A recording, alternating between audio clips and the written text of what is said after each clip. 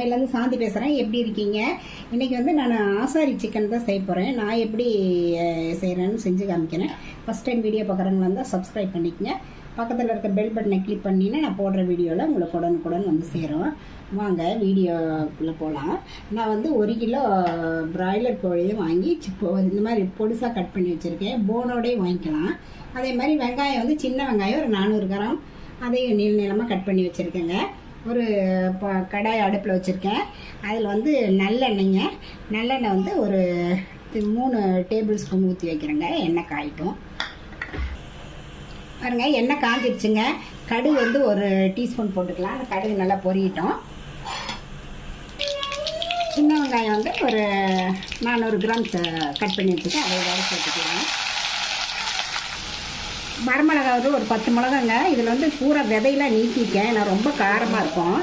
இது காரமாக இருக்கிறனால தான் நான் நல்லெண்ணெய் ஊற்றிருக்கேன். அப்படியே கொஞ்சம் வதங்கிட்டுங்க நல்லா வெங்காயம். கருவேப்பிலை ஆட் பண்ணிக்கலாங்க. உப்பு வந்து இதுக்கு அளவாக கல் போட்டு நல்லா வெங்காயம் நல்லா வதங்குற வரைக்கும் வச்சுருக்கலாம் கொஞ்சம் நேரம். வெங்காயம் இந்த அளவுக்கு வதங்கினா போதும். பிராய்லர் வந்து இது மாதிரி பொடிசாக கட் பண்ணியிருக்கேன். போனோடையே வாங்கிக்கலாம். அப்போ தான் டேஸ்ட்டாக இருக்கும். நல்லா இப்படி கலரி கொடுக்கலாங்க. இது வந்து மஞ்சள்தூள் வந்து ஒரு 1/2 டீஸ்பூன் போட்டுக்கலாம். இதில் வந்து தண்ணி விடும் இந்த கறியில்.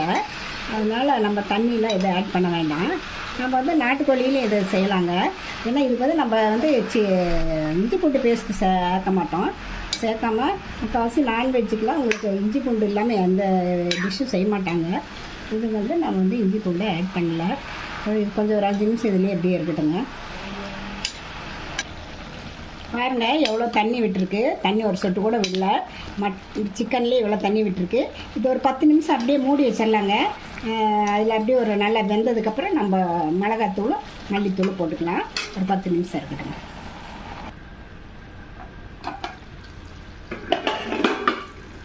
பாருங்க 1/4 மணி நேரம் ஆயிடுச்சு. இது கூட நம்ம வந்து ஒரு 2 டேபிள் ஸ்பூன் மல்லித்தூளும் ஒரு டேபிள் ஸ்பூன் வந்து மிளகாத்தூள் போடலாம். இதை போட்டு நல்லா கிளறிக்கிட்டே இருக்கணுங்க. இந்த தண்ணி பூரா வத்துற வரைக்கும் இந்த மசாலிலே இருக்கணும். நல்லா கிளறி கொடுத்துக்கிட்டே இருக்கலாங்க. பாருங்கள் தண்ணி பூரா சுண்டிடுச்சு. எண்ணெய் பிரிஞ்சு எப்படி வருது பாருங்கள். இந்த ஸ்டேஜில் வந்து நம்ம ஸ்டவ் ஆஃப் பண்ணிடலாம். இது கூட வந்து நம்ம வந்து சாம்பார் சாதம் ரச சாதத்துக்குள்ளே வச்சுக்கலாம். வேறு எதுக்குமே இது வந்து சைடிஷாக இருக்கும். ரொம்ப டேஸ்ட்டாக இருக்கும். இது கொஞ்சம் மல்லித்தலை இதெல்லாம் போட்டு இறக்கிக்கலாங்க.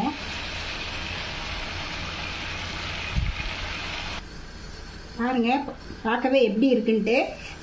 நீங்களும் இந்த மாதிரி ட்ரை பண்ணி பார்த்துட்டு எப்படி இருக்குன்னு ரதியா சமையலுக்கு சப்ஸ்கிரைப் பண்ணுங்கள், லைக் பண்ணுங்கள், ஷேர் பண்ணுங்கள். அடுத்த வீடியோவில் வேறு ரெசிபி சந்திக்கிறேன். வணக்கம்.